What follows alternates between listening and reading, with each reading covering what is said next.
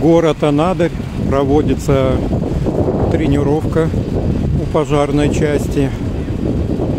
Это Чукотский многопрофильный колледж. На улице 23 градуса мороза. Ощущается как 32. Ветер северо-западный 4 метра в секунду. 1 апреля, 3:30 дня.